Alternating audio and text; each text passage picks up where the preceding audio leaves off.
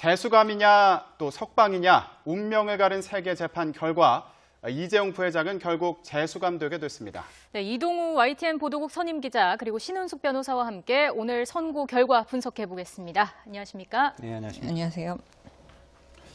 네, 오늘 일단 이재용 삼성전자 부회장에 대해서는 징역 5년이 선고가 됐습니다.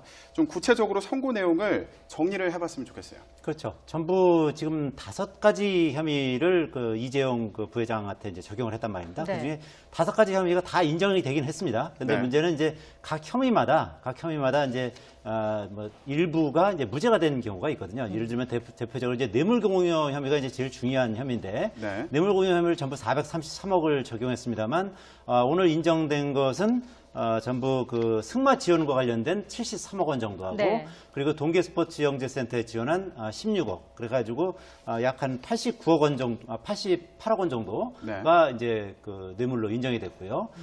그리고 이제 국외 재산 도피도 한 64억 정도가 인정됐고 그래서 뇌물과 직접 연관되어 있는 횡령 혐의도 한 64억 정도가 인정이 됐거든요. 네. 그리고 그뿐만 아니라 이제 범죄 수익 은닉, 독일에서 이제 말 세탁이라든지 여러 가지 일을 하면서 이 범죄 수익을 은닉한 것이다라서 이제 혐의를 적용했는데 이 역시 인정이 됐고요. 네. 그리고 이제 마지막으로 청문회에서 위증한 혐의가 이제 추가됐는데 네. 이 부분도 다 인정이 됐습니다. 그러니까 정유라 최순실 씨를 모른다고 한 부분하고 그리고 최순실 씨 승마 지원과 관련된 정유라 씨 승마 지원과 관련된 보고를 받은 바 없다고 주장했는데 여러 가지 정황을 봤을 때 미래전략실 핵심 간부로부터 보고를 받은 것으로 보인다면서 그 부분에 대해서 위증 혐의를 적용해서 5가지 혐의를 모두 인정하면서 네. 징역 5년을 이제 선고한 것입니다. 그리고 네. 나머지 피고인들 같은 경우도 이제 미래전략실의 최지성 실장이나 장충기 차장 같은 경우도 네. 똑같이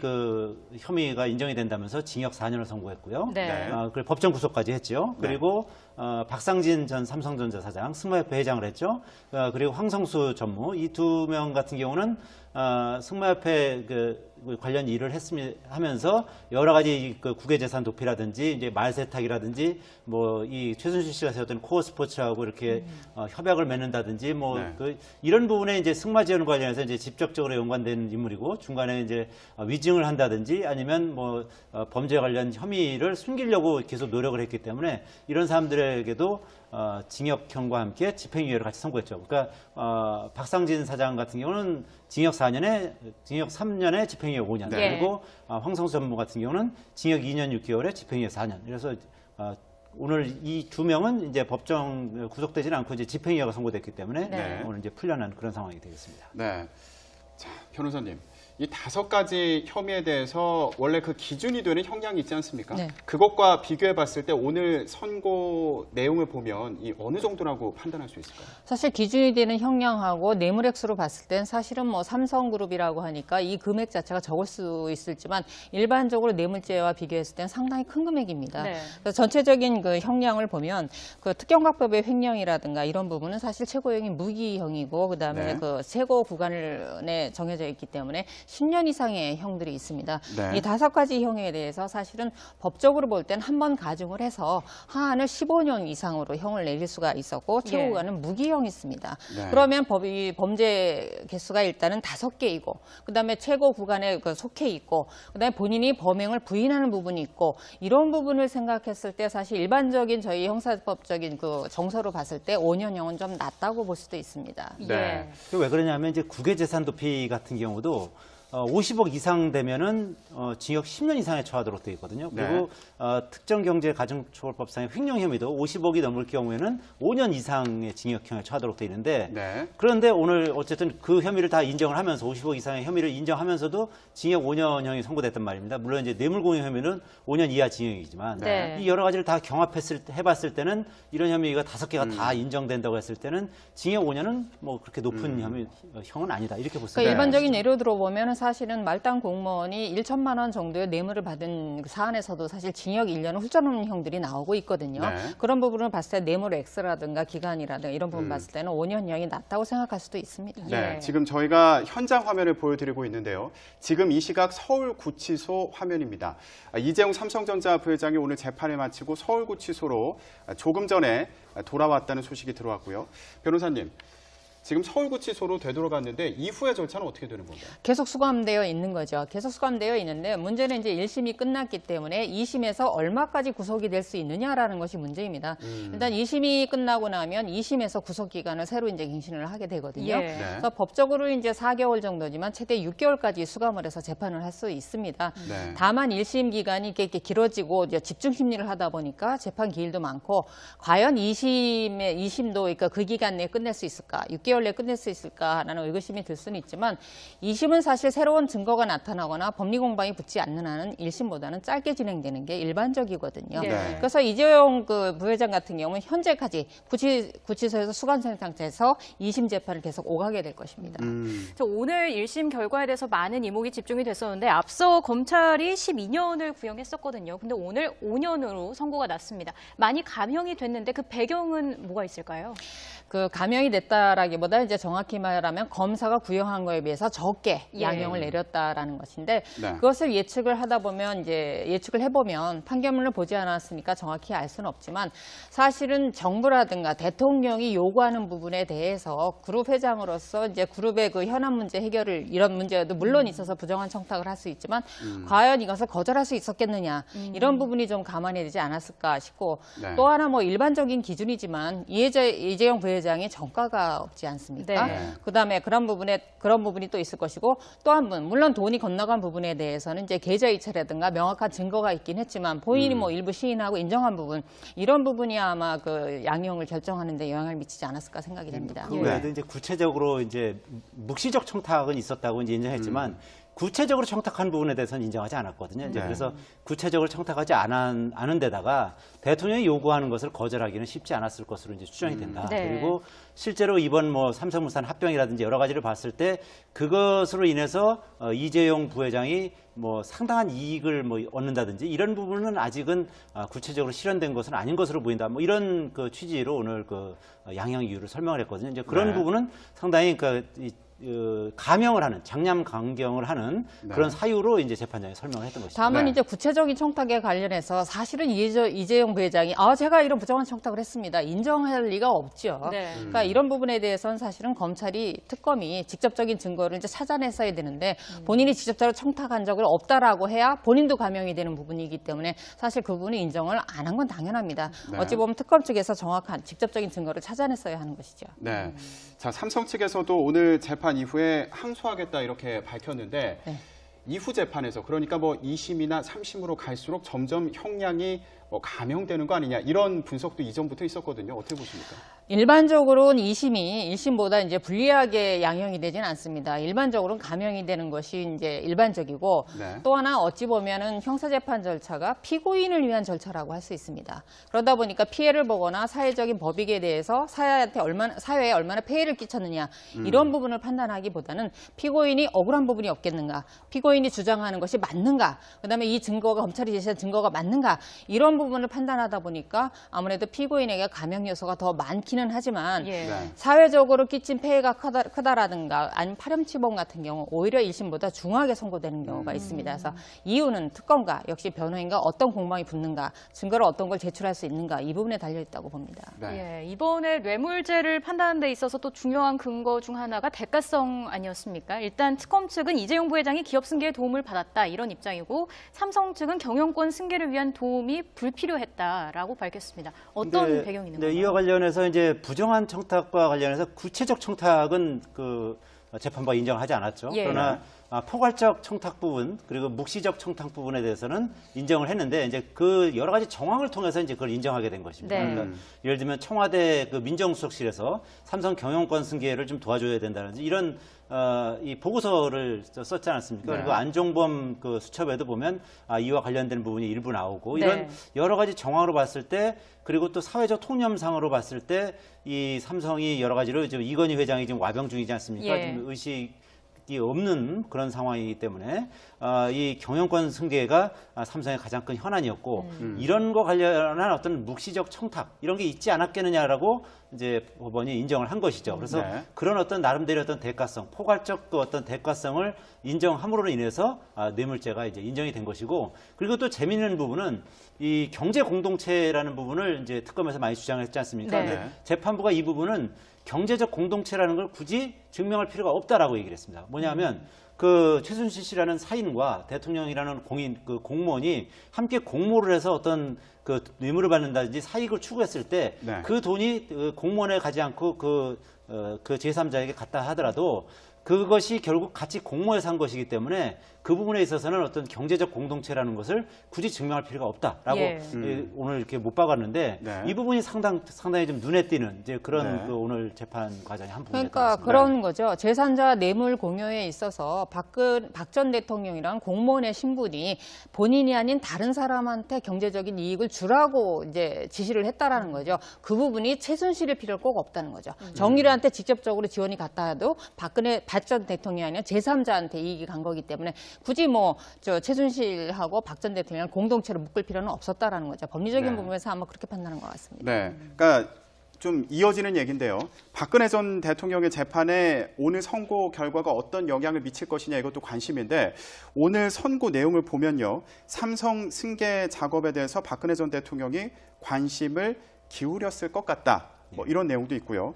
그리고 박근혜 전 대통령이 최순실과 공모해서 3차례 단독 면담을 했다. 이런 얘기도 있고요. 이런 걸 보면 박근혜 전 대통령이 상당히 불리한 상황에 이제 처하게 된 게 아닌가 이런 생각이 들더라고요. 그렇죠. 특히 박근혜 전 대통령의 뇌물수수 혐의에 있어서는 오늘 재판 결과를 봤을 때 뭐 거의 인정될 수밖에 없는 그런 상황이거든요.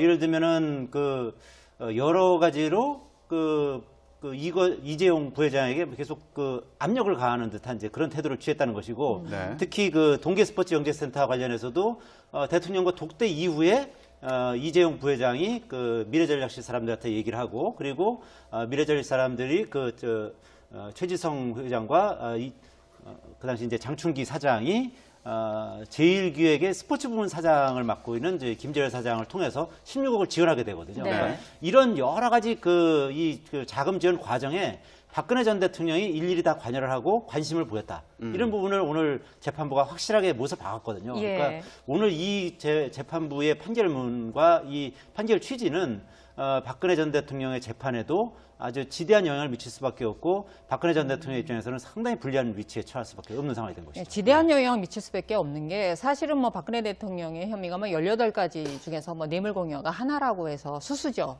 박 전 대통령 입장에서는 하나라고 해서 어떤 영향을 미치겠냐 이렇게 생각할 수 있지만 사실 이 전체 범죄에서 뇌물 수수 부분은 상당히 중요한 부분입니다. 네. 액수도 상당히 크고 그 부분과 관련해서 사실은 박 전 대통령이 돈을 받았다. 안 받았다. 이 부분에 대해서 본인이 독자적으로 증거를 제출할 수 있는 방법은 없습니다. 예. 네. 그럼 박 전 대통령을 지금 재판하고 있는 재판부도 마찬가지입니다.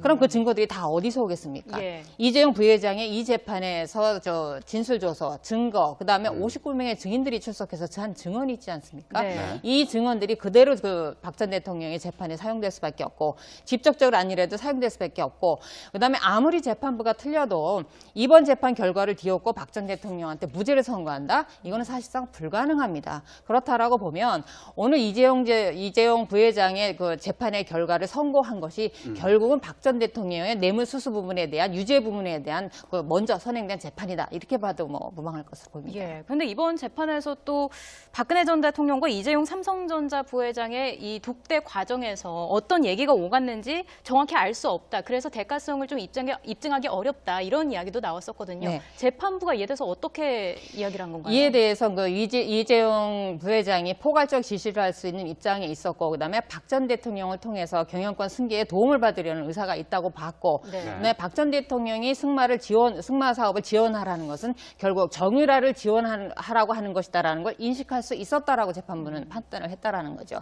그다음에 직접적인 증거는 없지만 포괄적으로 결정할 수 있는 결정권자에서 암묵적으로 이 사항을 지시하고 순차적으로 전달할 수 있었다라는 부분을 재판부가 인정한 것입니다. 네, 저희가 지금 이재용 삼성전자 부회장 관련해서 얘기를 하고 있는데 다른 인물들이요. 오늘 아까 말씀하셨던 최지성 전 미래전략실장 같은 경우에는 징역 4년이 선고가 됐고요. 장충기 차장 같은 경우에는 징역 4년이 실형이 선고가 됐습니다. 그런데 박상진 전 사장이나 또 황성수 전 전무 같은 경우에는 집행유예가 선고가 됐거든요. 이걸 두고도 왜 차이가 나는지 좀 궁금하신 분들이 있을 것 같아요. 왜냐하면 최지성 미래전략실장이나 장충기 차장 같은 경우는 어쨌든 그 삼성의 어떤 핵심 브레인 아니었습니까? 네. 그리고 이재용 회장과 여러 가지 지금 뭐 그 최순실 씨 측에 대한 자금 지원이라든지 승마 지원이라든지 미르재단, K스포츠 재단의 지원 이런 전체적인 부분을 다 총괄했다고 보는 것이고 다만 이제 박상진 그 삼성전자 전 사장과 황성수 전무 같은 경우는 승마 지원 부분에만 또 연관이 돼 있잖아요. 그러니까 예. 승마 지원과 관련해서만 연관이 돼 있고 본인들의 의사와 관계없이 승마협회 일을 하게 된 거 아니겠습니까? 이제 네. 그런 부분을 참작을 해서 실형을 선고하지는 않고 두 명 다 집행유예를 선고하는 것이다 이렇게 보여집니다. 예. 자, 승마 지원과 관련해서 얘기가 나왔는데 이재용 부회장이 승마 지원에 얼마나 개입했는지 또 미르와 K스포츠 재단 지원을 직접 지시했는지도 많은 관심을 끌었는데요. 앞서 청문회에 출석했던 이재용 부회장의 모습을 잠시 보고 오겠습니다. 그러면 회장에게 보고 없이 재단에 기부가 된 겁니까? 네, 이런 일 갖고 저한테 일일이 보고 하지 않고 있습니다. 최순실을 이야기를 최초로 들은 게 15년 초죠. 죄송합니다. 제가 그렇게 정확한 시기는 기억 못하겠습니다. 15년에 승마협회를 하나에서 삼성으로 가지고 가게 됩니다. 이 정도는 회장한테 보고를 하죠. 승마협회를 맡게 되었다는 얘기는 들었습니다. 왜 맡게 됐는지도 보고를 받았겠죠.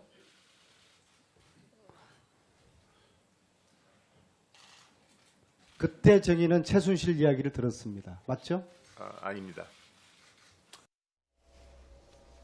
네, 청문회 때 나온 모습을 보고 오셨는데요. 그러니까 재판부가 지금 나왔던 이 내용이 다 위증이라는 거죠? 그렇죠. 그 당시에 여러 가지 정황으로 봤을 때, 이 승마와 관련해서 대통령이 상당히 많이 이제 승마협회도 맡아달라, 그리고 삼성에서 맡아달라 하고, 그리고 승마와 관련한 지원을 이제 계속 요청하지 않습니까? 네. 이런 거를 봤을 때 최순실 정유라에 대해서 이재용 회장도 분명히 알았고, 그래서 이것을 그 미래전략실 그 간부들한테 이제 지시를 하는 그런 과정이 있었다 이렇게 보고 있는 것이고, 예. 이 부분이 하나 이제 위증인 것이고, 네. 또 하나의 위증은 승마협회 지원과 관련해서 이제 이런 어떤 그 대통령의 어떤 독촉이나 요청을 받고 나서 이제 그 정유라에 대한 승마 지원을 하게 되지 않습니까? 예. 그러니까 오늘 이제 법원에서 인정된 것만 해도 이제 그게 한 73억 정도 되는데, 이제 그 부분에 대해서 분명히 그 알고 있었지 않겠느냐라고 이제 물어보는데 그 부분에 대해서 지금 이제 보시다시피 승마 지원과 관련해서는 제대로 알지 못했다라고 지금 얘기를 하고 있지 않습니까? 네. 그래서 이 부분이 위증이다 이렇게 판단을 했던 것입니다. 그러니까 결국 재판부에서는 실제로 이재용 부회장이 뭐 지원하는 내용이라든가 지원하는 이유에 대해서 알고 있었을 거다 이렇게 네. 판단을 한 것 같은데 이전에 내세웠던 삼성 측에서 내세웠던 논리는 이재용 부회장은 실제로 관여하지 않았다. 네, 맞습니다. 예. 사실 재판부는 그겁니다. 어찌 보면 알 수 있었다 이 정도 갖고 유죄 판결을 내리지는 않습니다. 물론 직접적인 증거가 없지만 포괄적으로 암묵적으로 알고 있었고 지시를 했을 것이다라고 보는 것입니다. 근데 이 부분과 관련해서 이제 삼성은 대응을 하기를 어찌 보면 조윤선 전 장관 같은 방법으로 대응을 한 거죠. 네. 나중에 그 존재는 보고를 봐서 알았지만 내가 직접적으로 관여한 것이 없다. 그다음에 네. 내가 관여할 수도 없었다. 내가 보고를 이미 받았을 때는 이미 내 손을 떠난 것이었다. 이런 전략을 갔던 건데 재판부가 이것을 하나도 받아들이지 않은 것입니다. 네.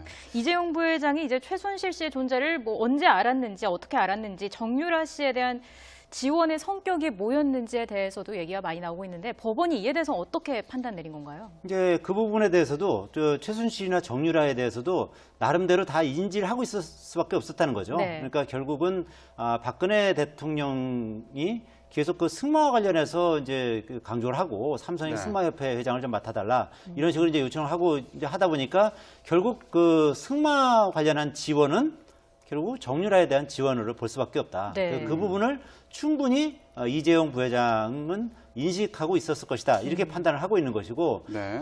그리고 이제 그 최지성 그 실장이나 장충기 사장 같은 경우는 그걸 그 이재용 부회장한테는 보고하지 않았다라고 이제 주장을 했지 않습니까? 예. 그리고 그 부분을 자기들 독단적으로 한 거에 대해서 상당히 지금 와서 좀 후회한다 이렇게 얘기까지도 하고 있습니다만.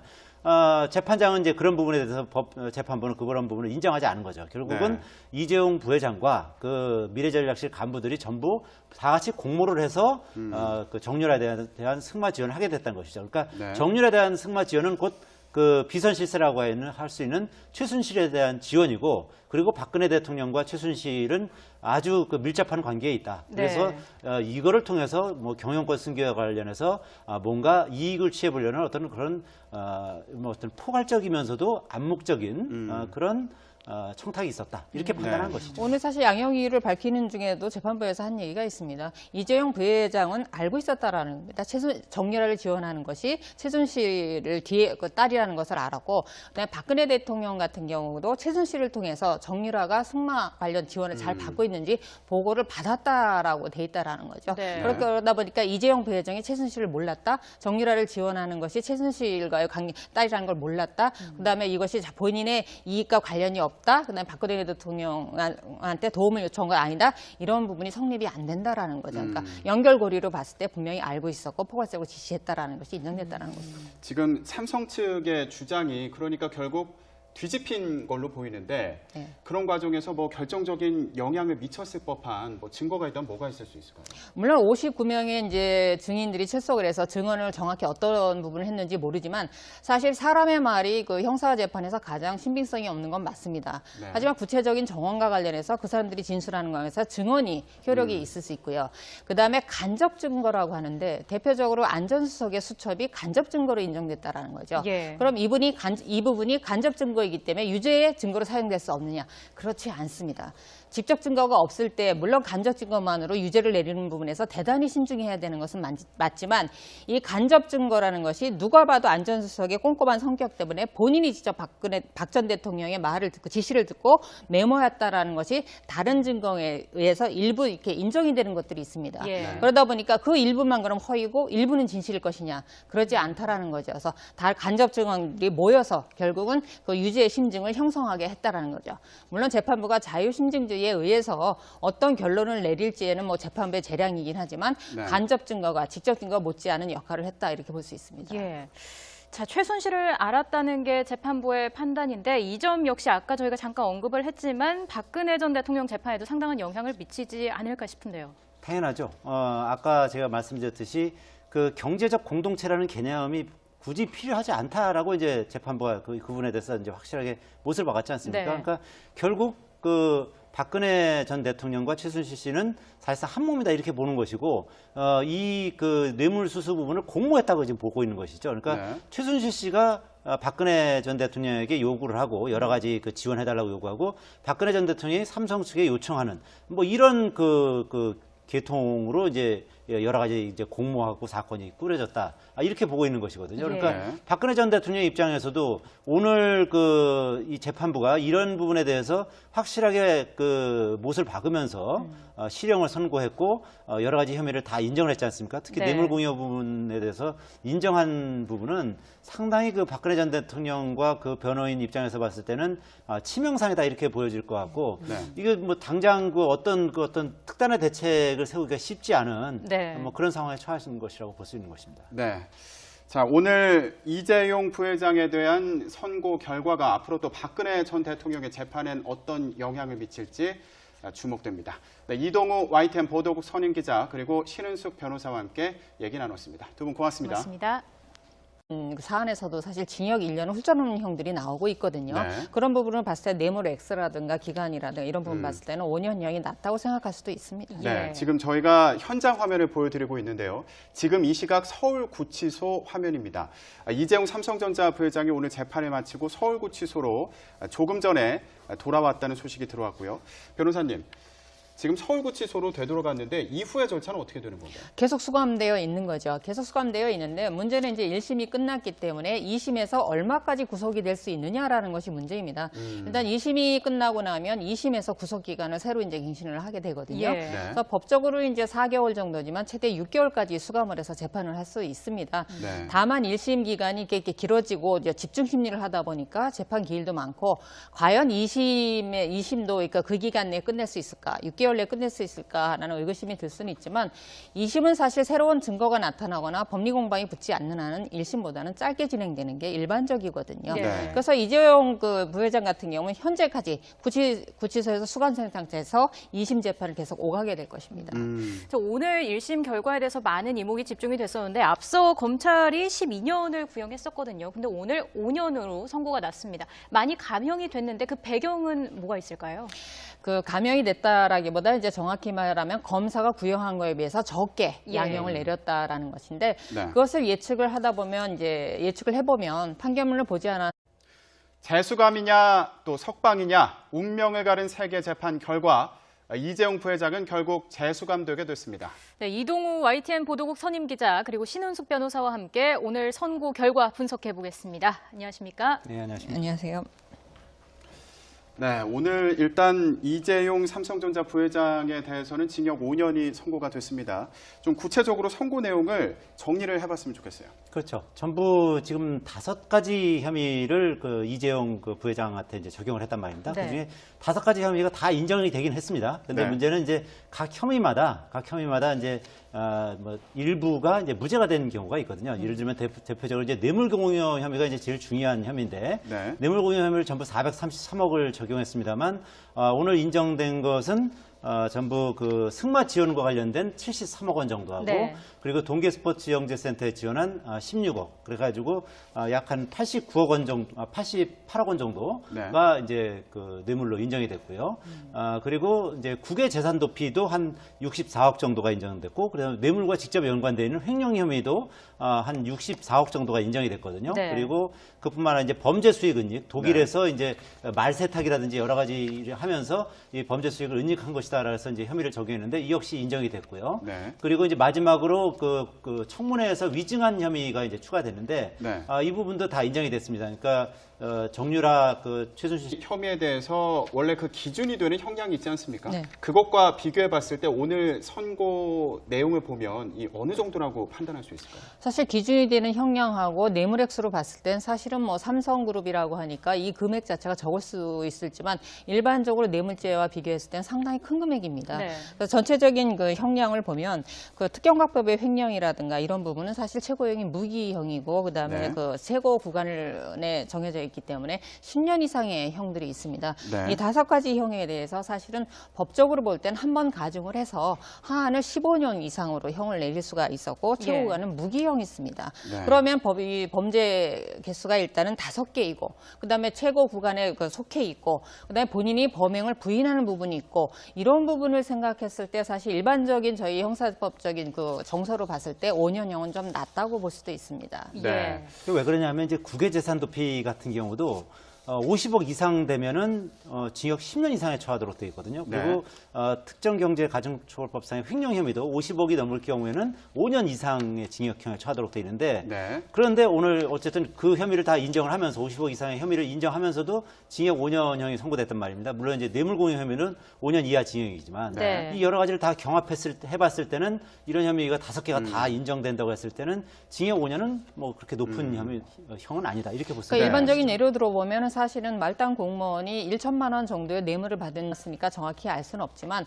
사실은 정부라든가 대통령이 요구하는 부분에 대해서 그룹 회장으로서 이제 그룹의 그 현안 문제 해결을 이런 문제도 물론 있어서 부정한 청탁을 할 수 있지만 과연 이것을 거절할 수 있었겠느냐 이런 부분이 좀 감안해야 되지 않았을까 싶고 네. 또 하나 뭐 일반적인 기준이지만 이재용 부회장이 전과가 없지 않습니까? 네. 그다음에 그런 부분이 또 있을 것이고 또 한 분 물론 돈이 건너간 부분에 대해서는 이제 계좌이체라든가 명확한 증거가 있긴 했지만 본인이 뭐 일부 시인하고 인정한 부분 이런 부분이 아마 그 양형을 결정하는 데 영향을 미치지 않았을까 생각이 됩니다. 그 외에도 이제 구체적으로 이제 묵시적 청탁은 있었다고 이제 인정했지만 구체적으로 청탁한 부분에 대해서는 인정하지 않았거든요. 이제 네. 그래서 구체적으로 청탁하지 않은 데다가 대통령이 요구하는 것을 거절하기는 쉽지 않았을 것으로 이제 추정이 된다. 네. 그리고 실제로 이번 뭐 삼성물산 합병이라든지 여러 가지를 봤을 때 그것으로 인해서 이재용 부회장이 뭐 상당한 이익을 뭐 얻는다든지 이런 부분은 아직은 구체적으로 실현된 것은 아닌 것으로 보인다. 뭐 이런 그 취지로 오늘 그 양형 이유를 설명을 했거든요. 이제 그런 네. 부분은 상당히 그 감형을 하는 장량 강경을 하는 네. 그런 사유로 이제 재판장이 설명을 했던 것입니다. 다만 네. 이제 구체적인 청탁에 관련해서 사실은 이재용 부회장이 제가 이런 부정한 청탁을 했습니다. 인정할 리가 없죠. 네. 그러니까 이런 부분에 대해서는 사실은 검찰이 특검이 직접적인 증거를 이제 찾아냈어야 되는데 본인이 직접적으로 청탁한 적은 없다라고 해야 본인도 감형이 되는 부분이기 때문에 사실 그 부분은 인정을 안 한 건 당연합니다. 네. 어찌 보면 특검 사실을 모른다고 한 부분하고 그리고 이 그 최순실 씨 그 승마 지원과 관련된 그 정유라 씨 승마 지원과 관련된 보고를 받은 바 없다고 주장했는데 여러 가지 정황을 봤을 때 그 미래전략실 그 핵심 간부로부터 보고를 받은 것으로 보인다면서 그 부분에 대해서 위증 혐의를 적용해서 5가지 혐의를 모두 인정하면서 네. 징역 5년을 이제 선고한 것입니다. 그리고 네. 나머지 피고인들 같은 경우도 이제 그 미래전략실의 그 최지성 실장이나 장충기 차장 같은 경우도 네. 똑같이 그 혐의가 인정이 된다면서 징역 4년을 선고했고요. 네. 그리고 법정 구속까지 했죠. 네. 그리고 박상진 전 삼성전자 사장, 승마협회 회장을 했죠. 그리고 황성수 전무 이 2명 같은 경우는 승마협회 그 관련 일을 하면서 여러 가지 그 국외재산 도피라든지 이제 말 세탁이라든지 뭐 이 최순실 씨가 세웠던 코어 스포츠하고 이렇게 협약을 맺는다든지 뭐 네. 이런 부분에 이제 승마 지원 관련해서 이제 직접적으로 연관된 인물이고 중간에 이제 위증을 한다든지 아니면 뭐 범죄 관련 혐의를 숨기려고 계속 노력을 했기 때문에 이런 사람들에게도 징역형과 함께 집행유예를 같이 선고했죠. 그러니까 박상진 사장 같은 경우는 징역 3년에 집행유예 5년. 네. 그리고 황성수 전무 같은 경우는 징역 2년 6개월에 집행유예 4년. 그래서 오늘 이 2명은 이제 법정 구속되지는 않고 이제 집행유예가 선고됐기 때문에 네. 오늘 이제 풀려난 그런 상황이 되겠습니다. 네. 자, 변호사님, 이 5가지